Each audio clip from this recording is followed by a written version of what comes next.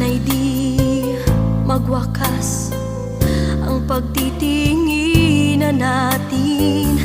Araw man ay lumipas, hindi natin papansinin.